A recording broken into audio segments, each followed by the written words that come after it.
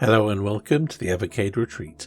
Gene Joke here, and today I'm doing a review of Mig-29 Soviet Fighter for the NES, which is included on the Codemasters Collection Volume 1. It's a behind-view, plane-based shoot-'em-up in the style of Afterburner. The game began life on the ZX Spectrum, where it was developed by a schoolboy, while he was still at school obviously, because otherwise he wouldn't have been a schoolboy, and it was published by Codemasters, who did a graphic and sound overhaul on it. However, the names on the high school table were pupils from his school. Thank you Wikipedia for providing me with some useless facts, such as the cartridge having a switch between PAL and NTSC versions. Yeah, I covered this game in the Codemasters cart review, so I've got to pad this out a bit and maybe find something else to say about the game, as well as adding it to my overall ranking list of course. So as I mentioned, it began life on the ZX Spectrum. It was also ported to the Amstrad CPC, Commodore 64, the Amiga, the Atari ST, and of course the NES, which is the version on the Evercade. And mentioning those other versions was pretty much just an excuse to show them off and show how the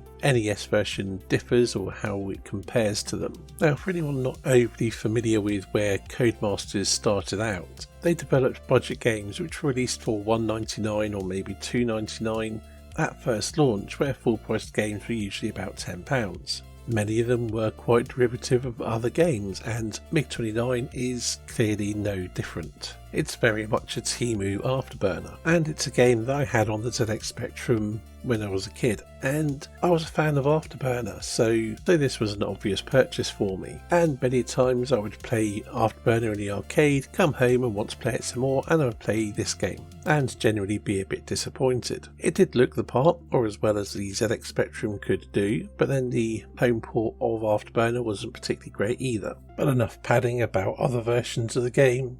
How is Mig-29 Soviet Fighter on the Evercade?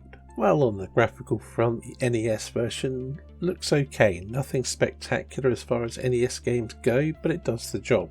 It moves fast, there's a bit of sprite flicker, but there's nothing you wouldn't expect from the NES. Oh, and on the vertically scrolling sections, if you're not dominating your enemies, you might end up with a bit of slowdown as well as sprite flicker if there's too many bullets on screen. Oh yeah, I hadn't mentioned the top down sections. I talked about it being an Afterburner clone, but it mixes things up, and every so often you will have a top down vertical scrolling level. And if I'm honest, it's not a brilliant vertically scrolling shoot 'em up. It's okay, but I think the Afterburner sections do work better. The in-game sound effects are fairly basic and nothing to write home about. The music is jolly, but it feels more like typical Codemasters music than something you'd find on a high-octane Afterburner clone.